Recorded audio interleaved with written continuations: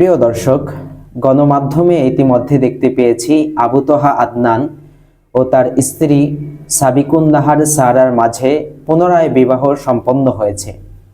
আমরা ইতিপূর্বে শুনতে পেয়েছি আবু তোহা আদনান এবং সাবিকুন নাহার সারার মাঝে তালাক হয়ে গিয়েছে এবং এই যে তালাকের পর তারা পুনরায় বিবাহ বন্ধনে আবদ্ধ হলেন, এটা নিয়ে আমি কথা এজন্যই বলতেছি। আবু তোহা আদনান একজন ধর্মীয় আলোচক, হাজার হাজার যুবক তাকে ফলো করে। তাকে কেন্দ্র করে ইসলামের অনেকগুলো বিধিবিধান নিয়ে সমাজের মাঝে ভুল বোঝাবুঝির তৈরি হয়। এই যেমন আবু তোহা আদনান এবং তার স্ত্রীর মাঝে খোলা তালাক সংঘটিত হয়েছে, অর্থাৎ স্ত্রী কর্তৃক খোলা তালাকে আবদ্ধ হলে পুনরায় বিবাহ বন্ধনে আবদ্ধ হওয়া যায়।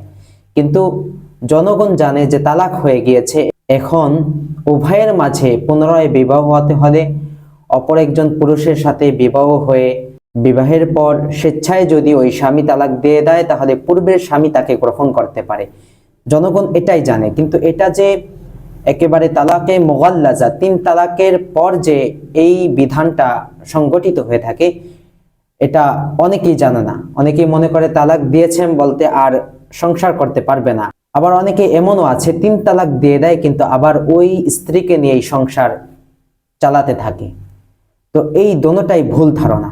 এখন আবু তোহা আদনানকে তার স্ত্রী খোলা তালাক দিয়েছিল এবং খোলা তালাকের পর পুনরায় যেহেতু বিবাহ বন্ধনে আবদ্ধ হতে পারে, সেই ভিত্তিতে কিন্তু তারা উভয়ে বিবাহ বন্ধনে আবদ্ধ হয়েছে।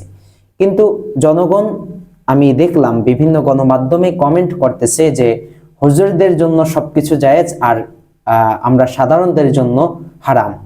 এই যে তাদের উক্তি, এটা ভুল বোঝাবুঝি। আর এই ভুল বোঝাবুঝির পথটা তৈরি করেছে আবু তোহা আদনান এবং সাবিকুন নাহার সারার মতো গায়রতহীন কিছু ধর্মীয় আলোচকেরা।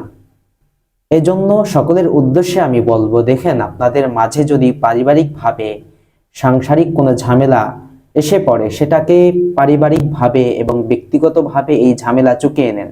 গণমাধ্যমে সেটা প্রকাশ করবেন তো আরো 10 জন ওলামায়ে কেরাম এর মাধ্যমে কলঙ্কিত হবে এবং সাধারণ জনগণদের কাছে তারা ঘৃণার চোখে তাদেরকে দেখার চেষ্টা করবে।